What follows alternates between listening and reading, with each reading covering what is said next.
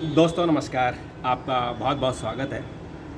दोस्तों एआई को लेकर जिस तरह से पूरी दुनिया में एक क्रांति आई हुई है, डिजिटल क्रांति, उसके कुछ और पहलू भी सामने आ रहे हैं। जैसे कल मैंने आपको एक वीडियो जारी किया था, उसमें कहा था कि कैसे कूलिंग सिस्टम के लिए कितना पानी चाहिए। आज मैं आपको बता रहा हूँ कि उसके लिए बिजली की खपत कितना चाहिए। एआई जो आर्टिफिशियल इंटेलिजेंस एक अवसर बना है, वो कहीं ऐसा ना हो कि पर्यावरणीय आपदा खड़ी हो जाए।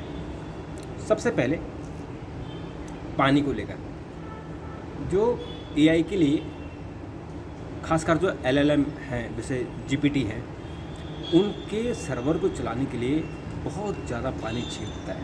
उन सर्वरों को कूल रखने के लिए, कूलिंग के लिए, ठंडे होने के लिए, जैसे कूलर का होता है ऐसे ही उसमें पानी डालना होता है। एक जीपीयू होता है बड़ा, उस जीपीयू में 10, 15, 20 एनवीडिया की चिप लगे होते हैं और उस चिप को ठंडा रखने के लिए उसमें पानी जाता है और पूरे सर्किट में पानी एक तरफ से जाता है, दूसरी तरफ से निकलता है, तो पंप होता रहता है।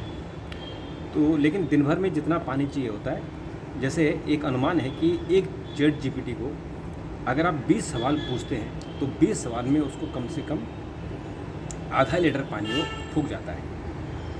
अब सोचिए कि इस एक वर्ल्ड वाइड पूरी दुनिया में कितने सवाल एक जीपीटी से पूछे जाते हैं।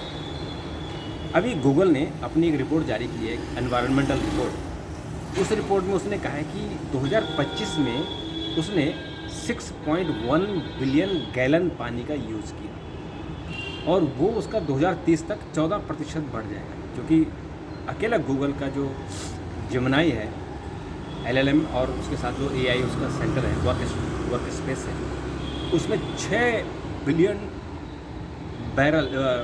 गैलन पानी लगा। इसी तरह से ही जो दूसरे हैं उनमें लगा। तो ऐसा अनुमान है कि एक जो जो एलएलएम हैं या जो एआई हैं, वो एक दिन में उतना पानी यूज़ कर रहे हैं जितना कि 10,000 की पॉपुलेशन में 20 लाख गैलन पानी चाहिए होता है। और अगर पूरी दुनिया के एलएलएम और एआई को हम मान लें तो आप ये मान के चलिए कि जितना पानी पूरी दिल्ली को चाहिए एक दिन में, उतना ये जीपीटीज़ को चाहिए होता है अपने जीपीयू को शांत करने के लिए, ठंडा करने के लिए।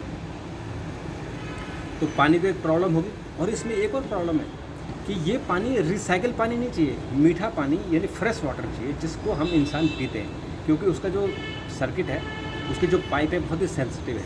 उन पाइपों के अंदर कार्बन ना फंसे, जो दूसरे जो केमिकल्स हैं जो फंस जाते और वो पाइप जाम हो जाती है। जो एनवीडिया की चिप है वो जाम हो जाती है और वो दो ही चिप इसमें लग रही हैं, एनवीडिया और एएमडी का। हालांकि अब हिंदुस्तान ने शुरुआत कीजिए, कल ही प्रधानमंत्री ने नोएडा में एक चिप बनाने वाली कंपनी का शिलान्यास किया, वो उद्घाटन किया, उसका नींव की पत्थर रखी, शिलान्यास किया। और जो गुजरात में शिलान्यास हुआ था उसका ऐसा लग रहा है कि 2026-27 तक पहला जो सेमीकंडक्टर चिप बनने की तैयार हो जाएगी।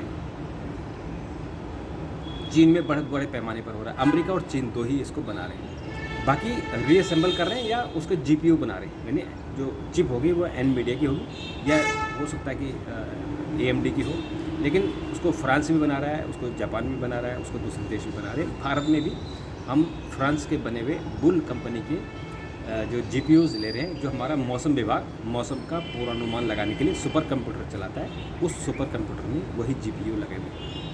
दूसरा मुद्दा है पर्यावरणीय नुकसान का, जैसे बिजली। अब जो अभी तक का है कि टोटल जितने एलएलएम हैं, जितने एआई हैं, वो 1000 टेराबाइट यूनिट बिजली प्रति घंटा यूज़ कर रहे हैं, प्रति घंटा। इसके लिए उसको क्या चाहिए? सौर ऊर्जा चाहिए या बिजली, पन बिजली चाहिए, पानी की बिजली चाहिए, या आपको थर्मल पावर चाहिए। तो इस जो भी आप इस्तेमाल करोगे उससे पर्यावरण को नुकसान होगा, स्वाभाविक सी बात है। और अगर ऐसा कोशिश की जा रही है कि सौर ऊर्जा से इसको डायरेक्ट जोड़ दो तो उससे पर्यावरण को नुकसान नहीं होगा।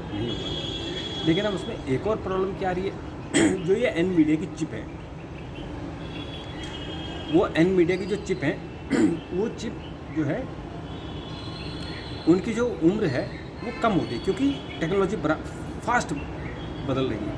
तो अगर एनवीडिया की चिपों के ढेर लगा दिया जाए, इतने सारे चिप लग रहे हैं, एक जीपीयू में कई चिप होते हैं, कई जीपीयू लगाने पड़ते हैं, तो उनमें अगर लगा लिया जाए तो उन जो चिप हैं, जो ये सेमीकंडक्टर हैं, जो एनवीडिया के हैं, वो कितना उसमें ढेर लग जाएगा। और इसी तरह से ही जो सौर ऊर्जा अगर बनती है तो उसके जो वो होंगे, इनके जो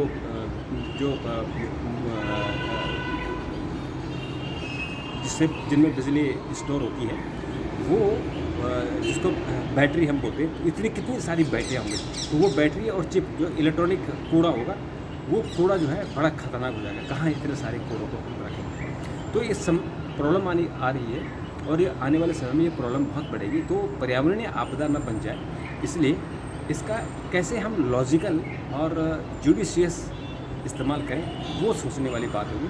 नहीं तो आने वाले दिनों में ये जो एआई है, ये जितना बड़ा अवसर लेकर आई है, ये कहीं हमारे लिए आपदा ना आ जाए और हमारे यहाँ पानी की प्रॉब्लम ना हो जाए, बिजली की प्रॉब्लम ना हो जाए, और जो ये इलेक्ट्रॉनिक कचरा का जो प्रॉब्लम है वो ना हो जाए, उस पर हमको ध्यान देना होगा। मित्रों, अभी अगर आपके पास कोई कमेंट हो जरूर दीजिएगा।